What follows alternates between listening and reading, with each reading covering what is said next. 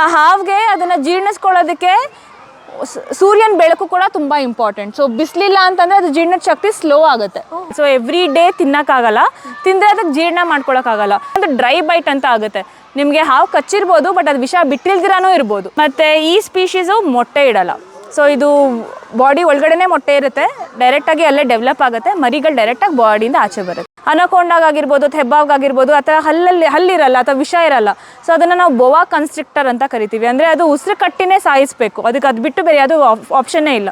ಅದು ಮತ್ತು ambush predator. So ಅದು ಕುತ್ಕೊಳ್ಳೋದೇ ಆ ಥರ ಫುಲ್ ಹಿಡನ್ ಜಾಗದಲ್ಲಿ, ಮುಂದೆ ಪ್ರೇ ಬಂದಾಗ ಹಿಡಿದು ತಿನ್ನುವಂಥ ಪ್ರಾಣಿ ಇದು. ಸೊ ನಮಗೆ ಗೊತ್ತಾಗಿದ್ರೆ ನಾವು ಅದನ್ನು ತುಳಿದಾಗ ಅಥವಾ ಏನಾರು ಆದಾಗ ನಮಗೆ ಕಚ್ಚೋ ಚಾನ್ಸಸ್ ಜಾಸ್ತಿ ಇರುತ್ತೆ. ಜಾಗ ಕಟ್ ಮಾಡ್ತಾರೆ ಅಥವಾ ರಕ್ತ ತೆಗಿಯೋದು, ಬಾಯಲ್ಲಿ ಅದು ವಿಷ ತೆಗಿಯೋದೆಲ್ಲ ಮಾಡ್ತಾರೆ. ಡೇಂಜರ್. ಕೊಳಕು ಮಂಡಲ danger. Venomous one of the common, ಅಂದರೆ ತುಂಬ ಜಾಸ್ತಿ ಹ್ಯೂಮನ್ ಡೆತ್ ಆಗೋದು 4 ಸ್ಪೀಶೀಸ್ ಇಂಡಿಯಾದಲ್ಲಿ, ಅದರಲ್ಲಿ ಒಂದು ರಸಲ್ ವೈಪರಿಂದ. ಸೊ ಇದಕ್ಕೆ ಮೇನ್ ಪ್ರಾಬ್ಲಮ್ ಏನು ಅಂತಂದರೆ ನಾವು ಬಾಡಿ ಪ್ಯಾಟರ್ನ್ ನೋಡ್ಬೋದು. ಒಂದು ಡ್ರೈ ಲೀಫ್ ಲಿಟರಲ್ಲಿ ಅನಿಮಲ್ ಇದ್ದರೆ ನಮ್ಗೆ ಅನಿಮಲ್ ಕಾಣಿಸೋದೇ ಇಲ್ಲ. ಅದು ಮತ್ತು ಆಂಬುಷ್ ಪ್ರಿಡೇಟರ್. ಸೊ ಅದು ಕುತ್ಕೊಳ್ಳೋದೇ ಆ ಥರ ಫುಲ್ ಹಿಡನ್ ಜಾಗದಲ್ಲಿ, ಮುಂದೆ ಪ್ರೇ ಬಂದಾಗ ಹಿಡಿದು ತಿನ್ನುವಂಥ ಪ್ರಾಣಿ ಇದು. ಸೊ ನಮಗೆ ಗೊತ್ತಾಗಿದ್ರೆ ನಾವು ಅದನ್ನು ತುಳಿದಾಗ ಅಥವಾ ಏನಾರು ಆದಾಗ ನಮಗೆ ಕಚ್ಚೋ ಚಾನ್ಸಸ್ ಜಾಸ್ತಿ ಇರುತ್ತೆ.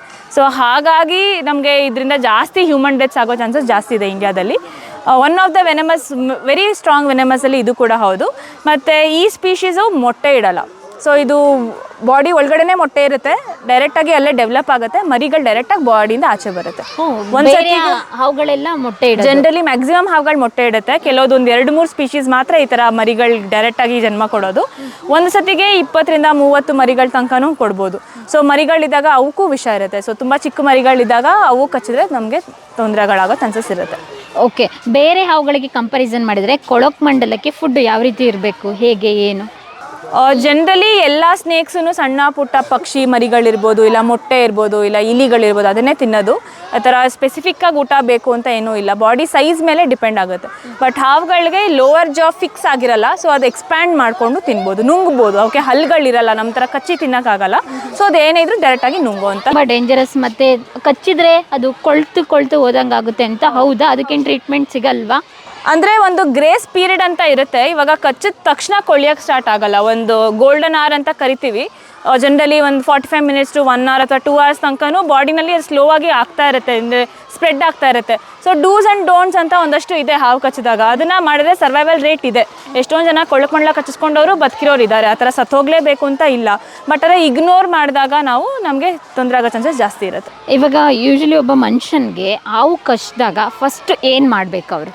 ಜನರಲಿ ನಾನು ಡೂಸ್ ಆ್ಯಂಡ್ ಡೋನ್ಸ್ ಎರಡೂ ಹೇಳ್ತೀನಿ. ಜನರಲಿ ಏನು ಮಾಡ್ತಾರೆ, ಹಳೆ ಕಾಲದಲ್ಲಿ ಆ ಜಾಗ ಕಟ್ ಮಾಡ್ತಾರೆ ಅಥವಾ ರಕ್ತ ತೆಗಿಯೋದು, ಬಾಯಲ್ಲಿ ಅದು ವಿಷ ತೆಗಿಯೋದೆಲ್ಲ ಮಾಡ್ತಾರೆ. ಬಟ್ ಅದರಿಂದ ಅಡ್ವಾಂಟೇಜ್ಗಿಂತ ಡಿಸಡ್ವಾಂಟೇಜೇ ಜಾಸ್ತಿ. ಸೊ ಆ್ಯಕ್ಚುಲಿ ಏನು ಮಾಡಬೇಕು ಅಂತಂದರೆ, ಇವಾಗ ಕೈ ಕಚ್ಚಿದೆ ಅಂತಂದರೆ ಆ ಕೈನ ಜಾಸ್ತಿ ಮೂವ್ ಮಾಡಬಾರ್ದು. ಆ್ಯಂಡ್ ಅದರಿಂದ ಇವಾಗ ಜನರಲಿ ಎಲ್ಲ ಬ್ಲಡ್ ಹೋಗೋದು ಹಾರ್ಟಿಗೆ ಅಲ್ವಾ. ಫಾರ್ ಎಕ್ಸಾಂಪಲ್ ಇಲ್ಲಿ ಕಚ್ಚಿದೆ ಅಂದರೆ ನಾವು ಹಿಂಗೆ ಮಾಡ್ತಾ ಇರ್ತೀವಿ, ಅಲ್ಲಾಡಿಸಬಾರ್ದು, ಹಂಗೆ ಇಟ್ಕೊಂಡಿರ್ಬೇಕು. ಆದಷ್ಟು ಆ ಜಾಗನ ಇಮ್ಮೊಬೈಲ್ ಮಾಡಬೇಕು. ಸೊ ಜಾಸ್ತಿ ಅಲ್ಲಾಡಿಸಿದಷ್ಟು ನಿಮಗೆ ಬ್ಲಡ್ ಪ್ರೆಷರ್ ಜಾಸ್ತಿ ಆಗುತ್ತೆ. ಮತ್ತು ಇನ್ನೊಂದು ಕಟ್ಟಬಾರ್ದು. ನಾವು ಕಟ್ಟಿದ್ರೆ ಏನಾಗುತ್ತೆ, ಸದ್ಯಕ್ಕೆ ನಿಮ್ಮ ಬ್ಲಡ್ ಫ್ಲೋ ಕಮ್ಮಿ ಆಗಿರುತ್ತೆ, ಬಟ್ ತೆಗೆದಾಗ ತುಂಬ ಫೋರ್ಸ್ ಆಗಿ ಬ್ಲಡ್ ಹೋಗುತ್ತೆ. ಸೊ ಅವಾಗ ಡೈರೆಕ್ಟಾಗಿ ಆ ವೆನಮ್ಮು ಹಾರ್ಟಿಗೆ ಹೋಗೋ ಚಾನ್ಸಸ್ ಜಾಸ್ತಿ ಇರುತ್ತೆ. ಆ್ಯಂಡ್ ಇವಾಗ ನಾವು ಕೈ ಕಚ್ಚಿದೆ, ಕೈಯಲ್ಲಿ ಉಂಗುರ ಎಲ್ಲ ಇತ್ತು ಅಥವಾ ಬಳೆ ಇತ್ತು, ಬ್ರೆಸ್ಲೆಟ್ ಇತ್ತು, ಅದೆಲ್ಲದನ್ನು ತೆಗಿಬೇಕು. ಬಿಕಾಸ್ ರಿಸ್ಟ್ರಿಕ್ಟ್ ಆಗಬಾರ್ದು. ಆ್ಯಂಡ್ ಜಾಸ್ತಿ ಮೂವ್ ಮಾಡಿದ್ರೆ ಅವ್ರನ್ನ ಇಮಿಡಿಯೇಟಾಗಿ ಹಾಸ್ಪಿಟ್ಲಿಗೆ ಕರ್ಕೊಂಡು ಹೋಗಬೇಕು. ನಾವು ಹಾಸ್ಪಿಟ್ಲಿಗೆ ಕರ್ಕೊಂಡು ಹೋದ್ರೂ ಎಲ್ಲ ಟೈಮಲ್ಲೂ ನಮಗೆ ಅಡ್ವಾಂಟೇಜೇ ಆಗಬೇಕಂತ ಇಲ್ಲ. ನಾವು ಫಸ್ಟ್ ಏನು ತಿಳ್ಕೊಂಡಿರಬೇಕು, ಯಾವ ಹಾವು ಅಂತ. ನಮಗೆ ಯಾವ ಹಾವು ಅಂತ ಗೊತ್ತಿಲ್ಲದಿರೋ ಹಾಸ್ಪಿಟ್ಲಿಗೆ ಹೋಗ್ಬಿಟ್ಟು ಹಾವು ಕಚ್ಚಿದೆ ಅಂತ ಅಂದರೆ ನಮ್ಗೆ ಅದರಿಂದ ಏನೂ ಯೂಸ್ ಇಲ್ಲ. ಸೊ ನಾವು ಯಾವ ಹಾವು ಅಂತ ಗೊತ್ತಿದೆ, ಅದು ತಕ್ಕಂಗೆ ಅವರು ಎಷ್ಟು ವೆನಮ್ ಹೋಗಿದೆ ಅಂತ ನೋಡಿ ಆ್ಯಂಟಿ ವೆನಮ್ ಕೊಡ್ಬೋದು. ಆ್ಯಂಡ್ ಆ್ಯಂಟಿ ವೆನಮ್ ಕೊಡೋದು ಡೈರೆಕ್ಟಾಗಿ ಇಂಜೆಕ್ಷನ್ ಥರನೋ ಟ್ಯಾಬ್ಲೆಟ್ ಥರನೋ ಕೊಡೋಕ್ಕಾಗಲ್ಲ. ಅದನ್ನು ಡ್ರಿಪ್ಸಲ್ಲೇ ಹಾಕಬೇಕು. ಆ್ಯಂಡ್ ಡೈರೆಕ್ಟಾಗಿ ಇಂಜೆಕ್ಟು ಮಾಡೋಕ್ಕಾಗಲ್ಲ, ತುಂಬ ಸ್ಲೋ ಆಗಿ ಕೊಡಬೇಕು. ಸೊ ಅವ್ರು ಅಬ್ಸರ್ವೇಷನ್ ಮಾಡ್ತಾರೆ ಎಲ್ಲ ಸತಿನೂ. ಇನ್ನೊಂದು ಡ್ರೈ ಬೈಟ್ ಅಂತ ಆಗುತ್ತೆ. ನಿಮಗೆ ಹಾವು ಕಚ್ಚಿರ್ಬೋದು, ಬಟ್ ಅದು ವಿಷ ಬಿಟ್ಟಿಲ್ದಿರಾನೂ ಇರ್ಬೋದು. ಸೊ ಆ ಥರ ಟೈಮಲ್ಲಿ ನೀವು ಅನ್ನೆಸೆಸರಿ ಆ್ಯಂಟಿ ವೆನಮ್ ಕೊಟ್ಟರು ಬಾಡಿಗೆ ಪ್ರಾಬ್ಲಮ್ ಆಗುತ್ತೆ. ಬಿಕಾಸ್ ಆ್ಯಂಟಿ ವೆನಮ್ ಮಾಡಿರೋದೇ ವೆನಮ್ಮಿಂದ. ಸೊ ನಾವೇ ಅನ್ಫಾರ್ಚುನೇಟ್ಲಿ ಗೊತ್ತಿಲ್ದಿರ ನಾವೇ ವೆನಮ್ ಕೊಡೋ ಥರ ಆಗಿಬಿಡುತ್ತೆ ಕೊಟ್ಟರೆ. ಸೊ ಹಾಗಾಗಿ ಅದೆಲ್ಲದನ್ನು ಅಬ್ಸರ್ವೇಷನ್ ಮಾಡ್ತಾರೆ. ಅವ್ರಿಗೆ ಏನಾದ್ರು ಡಿಸಿನೆಸ್ ಆಗ್ತಾ ಇದೆಯಾ, ವಾಮಿಟಿಂಗ್ ಆಗ್ತಾ ಇದೆಯಾ, ಅದೆಲ್ಲದನ್ನು ಚೆಕ್ ಮಾಡಿ ಏನೂ ಇಲ್ಲ ಅಂತ ಅಂದರೆ ಆಮೇಲೆ ಅದು ನಿಧಾನಕ್ಕೆ ಅವರು ಡ್ರೈ ಬೈಟ್ ಆಗಿದ್ದರೆ ಏನು ಕೊಡೋಕ್ಕೆ ಹೋಗಲ್ಲ, ಬರೀ ಆ್ಯಂಟಿಬಯೋಟಿಕ್ ಏನಾದ್ರು ಕೊಡ್ತಾರೆ. ಇಲ್ಲ ವೆನಮ್ ಇದೆ ಅಂತ ಅಂದರೆ ಅದು ತಕ್ಕಂಗೆ ಆ್ಯಂಟಿ ವೆನಮ್ ಕೊಟ್ಟು ಅವ್ರನ್ನ ಸೇವ್ ಮಾಡ್ತಾರೆ. ಕೊಳಕು ಮಂಡಲದಲ್ಲಿ ಏನಾಗುತ್ತೆ, ಬೇರೆ ಬೇರೆ ಟೈಪ್ ಆಫ್ ಟಾಕ್ಸಿನ್ಸ್ ಇರುತ್ತೆ ಸ್ನೇಕಲ್ಲಿ. ಕೊಳಕ್ ಮಂಡಲದಲ್ಲಿ ಏನಾಗುತ್ತೆ ಅದು ಮಾಂಸನ ತಿನ್ನಕ್ ಸ್ಟಾರ್ಟ್ ಮಾಡುತ್ತೆ, ಅದಕ್ಕೆ ಅದು ಕೊಳಿಯೋದು. ಸೊ ಇವಾಗ ಗ್ಯಾಂಗ್ರೀನ್ ಗ್ಯಾಂಗ್ರೀನ್ ಆದಾಗ ಹೇಗೆ ನಾವು ಆ ಪಾರ್ಟನ್ನು ತೆಗಿಬೇಕಾಗುತ್ತೆ. ಸೊ ಕೊಳಕ್ ಮಂಡಲ ಕಚ್ಚಿ ಕರೆಕ್ಟಾಗಿ ಟ್ರೀಟ್ಮೆಂಟ್ ತಗೊಂಡಿಲ್ಲ ಅಂದ್ರೆ ಆ ಪಾರ್ಟ್ ಆಫ್ ದಟ್ ಸೆಲ್ಸ್ ಸತ್ತೋಗುತ್ತೆ. ಸೊ ಸತ್ತೋದಾಗ ನಾವು ಅದನ್ನ ಕಟ್ ಮಾಡಬೇಕಾಗುತ್ತೆ. ಅವ್ರು ಕರೆಕ್ಟಾಗಿ ಟ್ರೀಟ್ಮೆಂಟ್ ತಗೊಂಡ್ರೆ ಅದನ್ನ ಅವ್ರು ಕ್ಯೂರ್ ಕೂಡ ಮಾಡ್ಬೋದು. ಕೊಳಕ್ ಮಂಡಲ ಕಚ್ಚಿ ಎಷ್ಟು ನಿಮಿಷಗಳಲ್ಲಿ ಟ್ರೀಟ್ಮೆಂಟ್? 45 minutes to 1 hour ಅಂತೂ ಟೈಮ್ ಇದ್ದೇ ಇರುತ್ತೆ. ಬಟ್ ಆದ್ರೆ ಇವಾಗ ಕಾಲಿಗೆ ಕಚ್ಚಿದೆ ಅಂತಂದ್ರೆ ಅವ್ರನ್ನ ಓಡಾಡ್ಸ್ಕೊಂಡು ಕರ್ಕೊಂಡು ಹೋಗೋದು ಅದೆಲ್ಲ ಮಾಡಬಾರ್ದು. ಖಾರ ತಿನ್ಸೋದು ಅದೆಲ್ಲ ಮಾಡ್ಬೋದು. ಬಾಡಿಗೆ ಆಂಟಿಸಿಪೇಷನ್ ಆಗಬಾರ್ದು. ಸೊ ಬ್ಲಡ್ ಪ್ರೆಷರ್ ಜಾಸ್ತಿ ಆಗಬಾರ್ದು. ಅವ್ರು ಕಾಮ್ ಆಗಿರ್ಬೇಕು, ಅವ್ರನ್ನ ಸಮಾಧಾನ ಮಾಡಬೇಕು. ಅವ್ರನ್ನ ಫಸ್ಟ್ ಡಾಕ್ಟರ್ ಕರ್ಕೊಂಡು ಹೋಗ್ಬೇಕು. ಫುಡ್ ಏನು ತಿನ್ನಿಸ್ಬೇಕು ಆ ಸಂದರ್ಭದಲ್ಲಿ? ಆಕ್ಚುಲಿ ಏನೂ ತಿನ್ನಿಸ್ಬಾರ್ದು. ಬಿಕಾಸ್ ಅದು ತುಂಬಾ ವೆನಮ್ ಜಾಸ್ತಿ ಇತ್ತು ಅಂದ್ರೆ ಅವ್ರಿಗೆ ಡಿಸಿನೆಸ್ ಆಗಿರುತ್ತೆ, ಇಲ್ಲ ಅಂದ್ರೆ ವಾಮಿಟಿಂಗ್ ಆಗುತ್ತೆ. ಸೊ ಅದೆಲ್ಲ ಆದಾಗ ಪ್ರಾಬ್ಲಮ್ ಆಗುತ್ತೆ.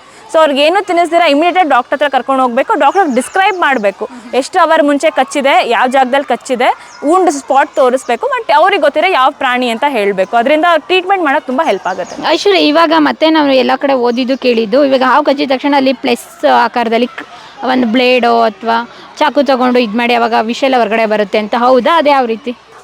ಹಿಂದಿನ ಕಾಲದಲ್ಲಿ ಅದನ್ನ ಹೇಗೆ ಮಾಡ್ತಿರೋ ನನಗೆ ಗೊತ್ತಿಲ್ಲ. ಬಟ್ ಆದ್ರೆ ನಾವಿವಾಗ ಎಲ್ಲೋ ಒಂದು ಜಾಗದಲ್ಲಿ ಕಟ್ ಮಾಡಿ ತೆಗೆದ್ರೆ ಅನ್ನೆಸೆಸರಿ ಎಕ್ಸ್ಟ್ರಾ ಬ್ಲಡ್ ಹೋಗ್ತಾ ಇರುತ್ತೆ. ಅದರಿಂದ ನಮಗೆ ಏನು ವಿಷ ಅಂತೂ ಆಚೆ ಹೋಗುತ್ತೆ ಅಲ್ಲೋ ಗೊತ್ತಲ್ಲ. ಬಿಕಾಸ್ ವಿಷ ಒಳಗಿಂದ ಆಚೆ ಬರಲ್ಲ. ಇನ್ಫ್ಯಾಕ್ಟ್ ಅದು ಬ್ಲಡ್ಡಿಗೆ ಹೋದ್ರೆ ಹಾಗೆ ಸರ್ಕ್ಯುಲೇಟ್ ಆಗುತ್ತೆ. ಸೊ ನೀವು ಎಲ್ಲೆಲ್ಲಂತ ಕಟ್ ಮಾಡೋಕ್ಕಾಗುತ್ತೆ. ಸೊ ಅದು 100% ಫುಲ್ ಪ್ರೂಫ್ ಮೆಥಡ್ ಅಂತೂ ಅಲ್ಲ. ಮುಂಚೆ ಪ್ರಾಬಬ್ಲಿ ಅದನ್ನೇ ನಂಬ್ಕೊಂಡಿರ್ತಾ ಇದ್ರು. ಸೊ 1 in 100 ಅದು ವರ್ಕ್ ಆಗ್ತಾ ಇತ್ತು. ಬಟ್ ಇವಾಗ ನಮ್ಮ ಹತ್ರ ಆಲ್ರೆಡಿ ಟ್ರೀಟ್ಮೆಂಟ್ ಇರಬೇಕಾದ್ರೆ ನಾವು ಅದರದ್ದು ಕಡೆ ಜಾಸ್ತಿ ಕಾನ್ಸಂಟ್ರೇಟ್ ಮಾಡಿ ಹಾಸ್ಪಿಟ್ಲಿಗೆ ಹೋಗೋದು ಬೆಟರ್. ಬಾವು ಮನುಷ್ಯನೇ ನುಂಗುತ್ತೆ, ಪ್ರಾಣಿನೇ ನುಂಗುತ್ತೆ ಅಂತ ಕೇಳಿದ್ದೀವಿ. ಅಷ್ಟು ಅರ್ಗಿಸ್ಕೊಳ್ಳೋ ಕೆಪಾಸಿಟಿ ಇದೆಯಾ? ಅಂದರೆ ಹೆಬ್ಬಾವು ಮನುಷ್ಯನ ನುಂಗಕ್ಕಾಗಲ್ಲ. ಜನರಲಿ ಅನಕೊಂಡ ಆ ಥರದೆಲ್ಲ ನುಂಗುತ್ತೆ ಅಂತಾರೆ. ಬಿಕಾಸ್ ಬಾಡಿ ಸೈಜ್ ದೊಡ್ಡದಿದ್ರೆ ಅದ್ರದ್ದು ತಕ್ಕಂಗೆ ಅದು ಪ್ರೇನ ತಿನ್ಬೋದು. ಸೊ ನಾನು ಆಗಲೇ ಹೇಳಿದೆ ಎಲ್ಲ ಹಾವಿಗೂ ಕೆಳಗಡೆ ಜಾಯಿನ್ ಆಗಿರಲ್ಲ ಅಂತ. ಸೊ ಹಾಗಾಗಿ ಅದು ಜಾನ ಓಪನ್ ಮಾಡ್ಬೋದು. ಎಷ್ಟು ಸ್ಪ್ರೆಡ್ ಮಾಡೋಕ್ಕಾಗುತ್ತೋ ಅಷ್ಟು ಸ್ಪ್ರೆಡ್ ಮಾಡಿ ತಿನ್ಬೋದು. ಸೊ ಇವಾಗ ಹೆಬ್ಬಾವು ಒಂದು ಮೊಲ ತಿನ್ಬೋದು, ಇಲ್ಲಾಂದರೆ ಒಂದು ಜಿಂಕೆ ಮರಿ ತಿನ್ಬೋದು. ಸೊ ಅದರದ್ದು ಸೈಜ್ ತಕ್ಕಂಗೆ ತಿನ್ಬೋದು. ಅನಕೊಂಡ ಇನ್ನೂ ದೊಡ್ಡದಿರುತ್ತೆ. ಸೊ ಮನುಷ್ಯನ ತಿನ್ಬೋದು. ಆ ಥರ ಎಲ್ಲ ಚಾನ್ಸಸ್ ಇದೆ. ಅನಕೊಂಡಾಗಿರ್ಬೋದು, ಹೆಬ್ಬಾವ್ಗಾಗಿರ್ಬೋದು, ಆ ಥರ ಹಲ್ಲಿರಲ್ಲ ಅಥವಾ ವಿಷ ಇರಲ್ಲ. ಸೊ ಅದನ್ನು ನಾವು ಬೋವಾ ಕನ್ಸ್ಟ್ರಿಕ್ಟರ್ ಅಂತ ಕರಿತೀವಿ. ಅಂದರೆ ಅದು ಉಸಿರು ಕಟ್ಟಿನೇ ಸಾಯಿಸಬೇಕು. ಅದಕ್ಕೆ ಅದು ಬಿಟ್ಟು ಬೇರೆ ಅದು ಆಪ್ಷನ್ನೇ ಇಲ್ಲ. ಸೊ ಅದೇನು ಮಾಡುತ್ತೆ, ಸುತ್ಕೊಳ್ಳುತ್ತೆ ಫಸ್ಟು, ಇಲ್ಲ ಡೈರೆಕ್ಟಾಗಿ ತಲೆಯಿಂದ ತಿನ್ನೋಕ್ಕೆ ಸ್ಟಾರ್ಟ್ ಮಾಡುತ್ತೆ. ಒಂದ್ಸತಿ ಅದು ನುಂಗಕ್ಕೆ ಸ್ಟಾರ್ಟ್ ಮಾಡಿದ್ಮೇಲೆ ಉಸಿರು ಕಟ್ಟಿ ಸತ್ತೋಗ್ತವೆ ಪ್ರಾಣಿಗಳು. ಆವಾಗ ಫುಲ್ ನುಂಗುತ್ತೆ. ಹಾವುಗಳಾಗಿರ್ಬೋದು ಅಥವಾ ಎಲ್ಲ ರೆಪ್ಟೈಲ್ಸನ್ನು cold blooded animal. So every day ತಿನ್ನೋಕ್ಕಾಗಲ್ಲ. ತಿಂದರೆ ಅದಕ್ಕೆ ಜೀರ್ಣ ಮಾಡ್ಕೊಳಕ್ಕಾಗಲ್ಲ. ಈಗ ಒಂದು ಹಾವೇನೋ ತಿಂತು ಅಂದರೆ ಆ ಹಾವಿಗೆ ಅದನ್ನು ಜೀರ್ಣಿಸ್ಕೊಳ್ಳೋದಕ್ಕೆ ಸೂರ್ಯನ ಬೆಳಕು ಕೂಡ ತುಂಬ ಇಂಪಾರ್ಟೆಂಟ್. ಸೊ ಬಿಸಿಲಿಲ್ಲ ಅಂತಂದರೆ ಅದು ಜೀರ್ಣದ ಶಕ್ತಿ ಸ್ಲೋ ಆಗುತ್ತೆ. ಸೊ ಹಾಗಾಗಿ ನಾವು ಎವ್ರಿ ಡೇ ಹಾವುಗಳಿಗೆ ಊಟ ಕೊಡಲ್ಲ. ಅದು ಊಟ ಕೊಡೋದೇ once in 10 days. ವಿಂಟರ್ ಇತ್ತು ಅಂದರೆ once in 15 days. ಸೊ ಅದು ಯಾವಾಗ ಜೀರ್ಣಿಸ್ಕೊಂಡಿದೆ, ಅದು ಯಾವಾಗ ಫೀಕಲ್ ಮ್ಯಾಟರ್ ಹಾಕಿದೆ ಅಂತ ನೋಡಿ ನಾವು ನೆಕ್ಸ್ಟ್ ಊಟ ಕೊಡ್ತೀವಿ. ಇಲ್ಲ ನಾವು ಸುಮ್ಮನೆ ಮೇಲಿನ ಮೇಲೆ ತಿನ್ನಿಸ್ತಾ ಇದ್ರೆ ಹಾವು ತಿನ್ನೋದು ಇಲ್ಲ ಮತ್ತು ಪ್ರಾಣಿಗೆ ಒಳ್ಳೇದು ಅಲ್ಲ. ಸೊ ಹಾಗಾಗಿ ಪ್ರಾಣಿ ಎಷ್ಟು ದೊಡ್ಡದಿರುತ್ತೆ ಅದ್ರ ತಕ್ಕಂಗೆ ಅದರದ್ದು ಊಟನೂ ಡಿಪೆಂಡ್ ಆಗುತ್ತೆ. ಹೆಬ್ಬಾವು ಒಂದ್ಸಲ ಸುತ್ಕೊಂಡು ಮಲಗಿಬಿಟ್ರೆ ಮದ ಬಂದಂಗೆ ಎಷ್ಟು ಅಲ್ಲಾಡ್ಸಿದ್ರು ಮೂವ್ ಆಗಲ್ಲ ಅಂತ, ಹೌದಾ? ಅಂದರೆ ಅದು ತಿಂದಿರುತ್ತೆ ಅಲ್ವಾ. ಸೊ ಕರ್ಗಿಸ್ಕೋಬೇಕು ಅಂದರೆ ಅದಕ್ಕೆ ಬಾಡಿಯಲ್ಲಿ ಅಷ್ಟು ಎನರ್ಜಿ ಇರಲ್ಲ. ಅದು ಬಿಸಿಲಿಂದ ಕರ್ಗಿಸ್ಕೋಬೇಕು. ಸೊ ಹಾಗಾಗಿ ಚೆನ್ನಾಗಿ ತಿಂದಿದ್ರೆ ಸದ್ಯಕ್ಕೆ ಅದು ಮೂವ್ ಆಗಲ್ಲ. ಈ ನಾಗರಾವೆಗೆ ಎಲ್ಲ ಹಾವುಗಳು ಹಾಗೇನೆ. ಒಂದ್ಸತಿ ತಿಂದರೆ ಎಲ್ಲ ಸರೀಸೃಪಗಳಿಗೂ ಹಾಗೇನೆ. ಓಕೆ. ಅದರದ್ದು ಕೋಲ್ಡ್ ಬ್ಲಡೆಡ್ ಅನಿಮಲ್ಸ್ ಅಂದರೆ ಶೀತ ರಕ್ತ ಪ್ರಾಣಿಗಳು ಅಂತ ಕರಿತೀವಿ ನಾವು ಅದನ್ನು. ಸೊ ಆ ಥರ ಪ್ರಾಣಿಗಳಿಗೆ ತಮ್ಮ ಬಾಡಿ ಟೆಂಪ್ರೇಚರ್ನ ಅಡ್ಜಸ್ಟ್ ಮಾಡ್ಕೊಳಕ್ಕಾಗಲ್ಲ. ಸೊ ಇವಾಗ ತುಂಬ ಬಿಸಿಲಿತ್ತು ಅಂತಂದರೆ ಬಾಡಿ ಬ್ಲಡ್ನ ಕೂಲ್ ಮಾಡಬೇಕು ಅಂದರೆ ನೀರಿಗೆ ಹೋಗಬೇಕು. ತುಂಬ ಥಂಡಿ ಇತ್ತು ಅಂತಂದರೆ ಬಿಸಿಲಲ್ಲಿ ಕೂತ್ಕೋಬೇಕು. ಸೊ ನಾವು ಹೇಗೆ ಬೆವರ್ತೀವಿ ಅಥವಾ ನಾವು ಹೇಗೆ ನಡುಕ್ತೀವಿ ಆ ಥರ ಅವಕ್ಕೆ ಮಾಡೋಕ್ಕಾಗಲ್ಲ. ಸೊ ಹಾಗಾಗಿ ಅದು ಜೀರ್ಣ ಮಾಡ್ಕೊಳ್ಳೋದಕ್ಕೂ ಅದಕ್ಕೆ ಎಕ್ಸ್ಟರ್ನಲ್ ಒಂದು ಸಪೋರ್ಟ್ ಇಲ್ಲ ಅಂದರೆ ಮಾಡೋದು ತುಂಬ ಕಷ್ಟ. ಇಲ್ಲಿದಾವಲ್ಲ ಹಾವುಗಳಿಗೆಲ್ಲ ಫುಡ್ ಯಾವ ರೀತಿ ಇರುತ್ತೆ? ಅದ್ರಲ್ಲಿ ಸಣ್ಣ ಹಾವುಗಳಿಗೆಲ್ಲ ಮೈಸ್ ಕೊಡ್ತೀವಿ, ಅಂದರೆ ಬದುಕಿರೋ ಅಂಥ ಮರಿಗಳು ಕೊಡ್ತೀವಿ. ದೊಡ್ಡ ಇವಾಗ ಹೆಬ್ಬಾವಿರ್ಬೋದು ಅಥವಾ ಬೇರೆ ಯಾವ್ದಾದ್ರು ದೊಡ್ಡ ಹಾವುಗಳಿದ್ರೆ ಅವೆಲ್ಲದಕ್ಕೂ ಗಿನಿ ಪಿಗ್ ಇಲ್ಲ ಅಂದರೆ ರ್ಯಾಬಿಟ್ಸ್ ಕೊಡ್ತೀವಿ. ಸೊ ಎಷ್ಟು ದೊಡ್ಡ ಹಾವಿದೆ ಅದಕ್ಕೆ ತಕ್ಕಂಗೆ ಅದಕ್ಕೆ ಊಟ ಕೊಡ್ತೀವಿ. ಮಳೆ ಬಂದಾಗ ಆಗಿರ್ಬೋದು, ಚಳಿಗಾಲದಲ್ಲಿ ಆಗಿರ್ಬೋದು, ಅವುಗಳೆಲ್ಲ ಫುಡ್ಡು ಏನಾದ್ರು ಕಡಿಮೆ ಆಯಿತು ಅಂತೇಳಿ ಊಟ ಕೊರತೆಯಾಗಿ ಸತ್ತಿದ್ದುಂಟ? ಯಾಕೆ ಬಿಸಿಲು ಬರ್ದಲೆ, ಜೀರ್ಣ ಆಗ್ದಲೆ? ಇಲ್ಲ, ಊಟ ಕೊರತೆ ಆಗಿ ಆ ಥರ ಸಾಯಲ್ಲ. ಬಟ್ ಆದರೆ ಥಂಡಿ ಜಾಸ್ತಿ ಆದಾಗ ಬಾಡಿ ಟೆಂಪ್ರೇಚರ್ನ ವಾರ್ಮ್ ಮಾಡ್ಕೊಳಕ್ಕೆ ಆಗದಿರ ಅವಕ್ಕೆ ಹೈಪೋಥರ್ಮಿಯಾ ಆಗಿ ಸಾಯೋ ಚಾನ್ಸಸ್ ಜಾಸ್ತಿ ಇರುತ್ತೆ. ಓಕೆ. ಸೊ ನಾವು ಅದಕ್ಕೆ ಹೀಟಿಂಗ್ ಫೀಚರ್ಸ್ ಕೊಡಬೇಕು, ಬಲ್ಬ್ ಇರ್ಬೋದು ಅಥವಾ ಹೀಟರ್ಸ್ ಇರ್ಬೋದು. ಆ ಥರದ್ದು ಕೊಟ್ಟಾಗ ಆ ಜಾಗದಲ್ಲಿ ಟೆಂಪ್ರೇಚರ್ ಜಾಸ್ತಿ ಇರುತ್ತೆ. ಪ್ರಾಣಿ ಬೇಕಾದರೆ ಅಲ್ಲಿ ಬಂದಿದ್ದು ತನ್ನ ಬಾಡಿ ಟೆಂಪ್ರೇಚರ್ ಜಾಸ್ತಿ ಮಾಡ್ಕೊಳ್ಳುತ್ತೆ. ಸೊ ಅದೆಲ್ಲ part of husbandry practices, part of enrichment. So ನಾವು ಪ್ರಾಣಿಗೆ ಅದಕ್ಕೆ ಅವಶ್ಯಕತೆ ಏನಿದೆ ಅದನ್ನು ಕ್ಯಾಪ್ಟಿವಿಟಿ ಎನ್ವೈರ್ಮೆಂಟಲ್ಲಿ ಕೊಟ್ಟಾಗ ಪ್ರಾಣಿಗಳು ಹೆಲ್ದಿಯಾಗೂ ಇರುತ್ತೆ ಮತ್ತು ಅದು ನ್ಯಾಚುರಲ್ ಬಿಹೇವಿಯರ್ಸ್ ಕೂಡ ಎಕ್ಸಿಬಿಟ್ ಮಾಡುತ್ತೆ. ಇವಾಗ ಹಾವಾಡಿಗ ಇರ್ಬೋದು, ಪುಂಗಿ ತಕ್ಷಣ ಹಾವು ತಲೆ ಅಲ್ಲಾಡಿಸುತ್ತೆ, ಮತ್ತು ಎಲ್ಲ ಒಂದು ಕಡೆ ಮನೇಲಿ ಹಾವು ಸೇರ್ಕೊಂಡಿದ್ರೆ ಪುಂಗಿ ಕರ್ಕೊಬಂದು ಉಚ್ಚಿದ್ರೆ ಹಾವು ಹೊರಗಡೆ ಬರುತ್ತೆ ಅಂತ. ಹೌದಾ? ಅವುಗಳು ಆ ಥರ ಕೇಳಿಸ್ಕೊಳ್ತಾವ? ಹಾವುಗಳಿಗೆ ಆ್ಯಕ್ಚುಲಿ ಆ ಥರ ಹಿಯರಿಂಗ್ ಅಬಿಲಿಟಿ ಇರಲ್ಲ. ಸೊ ಅದಕ್ಕೂ ಇವಾಗ ಏನಾದ್ರು ನಡೀತಾ ಇದೆ ಅಂತ ಅಂದರೆ ಗೊತ್ತಾಗದೆ ವೈಬ್ರೇಷನಿಂದ. ನಾವ್ಯಾರು ಓಡಾಡ್ತಾ ಇದ್ದೀವಿ ಅಂದರೆ ಅದಕ್ಕೆ ಅಲ್ಲಿ ಏನೋ ಇದೆ ಅಂತ ಗೊತ್ತಾಗದೆ ವೈಬ್ರೇಷನ್ ಮೂಲಕ. ಬಿಕಾಸ್ ಅದದ್ದು ಬಾಡಿ ಫುಲ್ ಮ್ಯಾಕ್ಸಿಮಮ್ ಗ್ರೌಂಡ್ ಮೇಲೆ ಇರೋದ್ರಿಂದ ವೈಬ್ರೇಷನ್ ಚೆನ್ನಾಗಿ ಅದು ಕ್ಯಾಪ್ಚರ್ ಮಾಡ್ಬೋದು. ಅದಕ್ಕೆ ಆ ಥರ ಕಿವಿನೇ ಇರಲ್ಲ, ಸೊ ಕೇಳಿಸ್ಕೊಳಕ್ಕೆ ಸಾಧ್ಯನೇ ಇಲ್ಲ. ಬಟ್ ಆದರೆ ಅದು ಏನಕ್ಕೆ ಆಡಿಸುತ್ತೆ ಆ ಥರ ಹಾವು ನಿಜವಾಗ್ಲೂ ಕುಣಿತಾ ಇದೆ ಅಂತ ಅನ್ಸೋದು ಏನಕ್ಕೆ ಅಂದರೆ ಅವರು ಪುಂಗಿನ ಸುಮ್ಮನೆ ಒಂದು ಕಡೆ ಇಟ್ಕೊಂಡು ಊದಲ್ಲ, ಪುಂಗಿನ ಆಡಿಸ್ತಾರೆ. ಪುಂಗಿ ಆಡಿಸಿದಾಗ ಅದು ತಕ್ಕಂಗೆ ಹಾವೇನೋ ಮೂವ್ ಆಗ್ತಾ ಇದೆ ಅಂತ ಹೆಡೆನ ಮೂವ್ ಮಾಡುತ್ತೆ, ಬಿಟ್ಟರೆ ಸೌಂಡ್ ಕೇಳಿ ಅದು ರಿಯಾಕ್ಟ್ ಮಾಡ್ತಾ ಇರಲ್ಲ. ಓಕೆ, ಈ ರೀತಿಯಾಗಿ ಹಾವಿನ ಮೆಂಟಾಲಿಟಿಗಳನ್ನ ಅರ್ಥ ಮಾಡ್ಕೋಬೇಕು ಅಂದರೆ ಅವು ಯಾವ ಟೈಮಲ್ಲಿ ಅಟ್ಯಾಕ್ ಮಾಡ್ತವೆ, ಅಂದರೆ ಯಾವ ಟೈಮಲ್ಲಿ ಕಚ್ತವೆ, ಯಾವ ಟೈಮಲ್ಲಿ ಕೂಲಾಗಿರ್ತವೆ, ಹೇಗೆ ಏನು?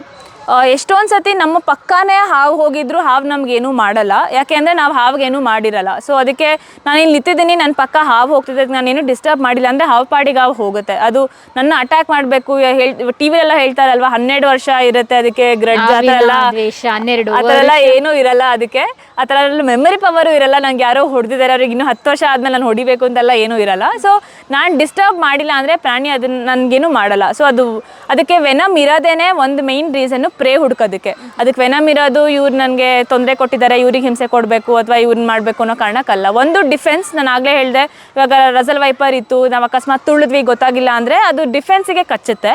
ಇನ್ನೊಂದು ಪ್ರೇ ಹುಡ್ಕೋದಕ್ಕೋಸ್ಕರ. ಈಗ ಒಂದು ನಾಗರಾವು ಯಾವುದೋ ಪ್ರಾಣಿನ ಹಿಡಿಬೇಕು, ಅದಕ್ಕೆ ಹಿಡಿಯೋದಕ್ಕೆ ಒಂದು ಮೀನ್ಸ್ ಇರೋದೇನೆ ವೆನಮ್. ಸೊ ವೆನಮ್ ಇಲ್ಲ ಅಂತಂದರೆ ಅದಕ್ಕೆ ಒಂದು ಮರಿನ ಹಿಡಿಯೋದು ತುಂಬ ಕಷ್ಟ ಆಗುತ್ತೆ. ಸೊ ಹಾಗಾಗಿ ಅದಕ್ಕೆ ಅದು ಊಟ ಹುಡ್ಕೋದಕ್ಕೊಂದು ವೇ ಅಷ್ಟೇ ಹೊತ್ತು ಅದು ಈ ಥರ ಗ್ರಡ್ಜ್ ಇಟ್ಕೊಂಡು ಏನೋ ಸಾಧಿಸ್ಬೇಕು ಅಂತೆಲ್ಲ ಮಾಡೋದು ಸುಳ್ಳು. ಇವಾಗ ನಿಧಿ ಸಿಗುತ್ತೆ, ಚಿನ್ನ ಸಿಗುತ್ತೆ, ಎಲ್ಲ ಸಿಗುತ್ತೆ, ಆವಾಗ ಅಲ್ಲಿ ಹಾವಿದ್ದೇ ಇರುತ್ತೆ ಅಂತ ಹೇಳ್ತಾರೆ. ಸೈಂಟಿಫಿಕ್ ರೀಸನ್ ಏನು?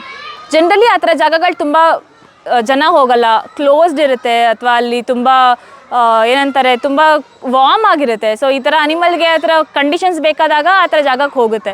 ಆ್ಯಂಡ್ ಆ ಥರ ರೂಮ್ಗಳೆಲ್ಲ ಹೆಂಗೆ ಅಂದರೆ ಫುಲ್ ಕತ್ಲೆ ಇರುತ್ತೆ, ಆ ಥರ ಜಾಗದಲ್ಲಿ ಇಲಿ ಜಾಸ್ತಿ ಇರುತ್ತೆ. ಸೊ ಇಲಿ ಹುಡ್ಕೊಂಡು ಹೋಗುತ್ತೆ. ಸೊ ಹಾಗಾಗಿ ನಮಗೆ ಪ್ರಾಬಬ್ಲಿ ಆ ಥರ ಜಾಗಗಳಲ್ಲಿ ಹಾವುಗಳು ಕಾಣಿಸ್ಬೋದು. ಅದು ಹೋಗಿ ಚಿನ್ನ ಕಾಯ್ತಾ ಇದೆ ಅನ್ನೋದೆಲ್ಲ ಗೊತ್ತಿಲ್ಲ ಎಷ್ಟು ಮಟ್ಟಿಗೆ ನಿಜ ಅಂತ. ಬಟ್ ಅದೇ ಅದಕ್ಕಿಂತ ಸೈಂಟಿಫಿಕ್ ರೀಸನ್ ನನಗನ್ಸೋದು ಅಲ್ಲಿ ಊಟ ಇರುತ್ತೆ ಅಥವಾ ಅದಕ್ಕೆ ಸೇಫ್ಟಿ ಇರುತ್ತೆ. ಇವಾಗ ನಾವು ಟರ್ಮೈಟ್ ಹಿಲ್ಲಲ್ಲಿ ಕೂಡ ಹಾವು ನೋಡ್ತೀವಿ, ಅದರ ಅರ್ಥ ಟರ್ಮೈಟ್ ಹಿಲ್ ಹಾವು ಕಟ್ಟಿದೆ ಅಂತ ಅಲ್ಲ, ಅದೊಂದು ಇರುವೆದು ಗೂಡು. ಇರುವೆ ಅದನ್ನೆಲ್ಲ ಬಿಟ್ಟು ಹೋದಾಗ ಹುತ್ತನ ಅದು ಹೋಗಿ ಹಾವಲ್ಲಿ ಕುತ್ಕೊಳ್ಳುತ್ತೆ, ಯಾಕೆಂದರೆ ಅಲ್ಲಿ ವಾರ್ಮ್ ಆಗಿರುತ್ತೆ, ಟೆಂಪ್ರೇಚರ್ ಮಾಡ್ರೇಟ್ ಆಗಿರುತ್ತೆ, ಹಾವಿಗೆ ಅನುಗುಣವಾಗಿರುವಂಥ ಕಂಡೀಷನ್ಸಲ್ಲಿ ಇರುತ್ತೆ ಅನ್ನೋ ಕಾರಣಕ್ಕೆ. ಹಾಗಂತ ಹುತ್ತದಲ್ಲಿ ಏನೋ ಇದೆ ಅನ್ನೋದು ತಪ್ಪಾಗುತ್ತೆ. ಪ್ರಿಯ ವೀಕ್ಷಕರೇ, ನಾವು ತೋರಿಸುತ್ತಿರುವ ಇತಿಹಾಸದ ಕಥೆಗಳು ಕನ್ನಡದ ಕಲೆ, ಸಾಹಿತ್ಯ, ಸಂಸ್ಕೃತಿ, ಜನಜೀವನ, ಇತಿಹಾಸ ಸೃಷ್ಟಿಸಿದ ಜನಸಾಮಾನ್ಯರ ಅಸಾಮಾನ್ಯ ಕಥೆಗಳು ನಿಮಗೆ ಇಷ್ಟ ಆಗಿದ್ಯಾ? ಹಾಗಿದ್ರೆ ವಿಡಿಯೋ ನೋಡಿ ಸುಮ್ಮನಾಗ್ಬೇಡಿ, ಶೇರ್ ಮಾಡಿ, ಸಪೋರ್ಟ್ ಮಾಡಿ, ನಮ್ಮೊಂದಿಗೆ ಜೊತೆಯಾಗಿ. ಇದು ನೀವೇ ಬೆಳೆಸಿದ ನಿಮ್ಮ ನೆಚ್ಚಿನ ಡಿಜಿಟಲ್ ಮಾಧ್ಯಮ. ಇನ್ಮುಂದೆ ನಿಮಗಾಗಿ ಇನ್ನಷ್ಟು ವಿನೂತನ ಶೈಲಿಯಲ್ಲಿ ಬರಲಿದೆ. ನೈತಿಕ ಬೆಂಬಲದ ಜೊತೆಗೆ ಆರ್ಥಿಕ ಬೆಂಬಲ ನೀಡಿ. ನಿಮ್ಮ ಬೆಂಬಲವೇ ನಮಗೆ ಪ್ರೇರಣೆ, ಸ್ಫೂರ್ತಿ ಕೂಡ. ನಿಮ್ಮ ಬೆಂಬಲದೊಂದಿಗೆ ನಮ್ಮ ಪಯಣ ಮುಂದುವರಿಯುತ್ತಿದೆ. ಸಾಮಾಜಿಕ ಬದಲಾವಣೆಗೆ ಜೊತೆಯಾಗಿ ನಮ್ಮ ಮುಂದಿನ ಪೀಳಿಗೆಗೆ ಕರ್ನಾಟಕದ ಇತಿಹಾಸ ಉಳಿಸೋಣ.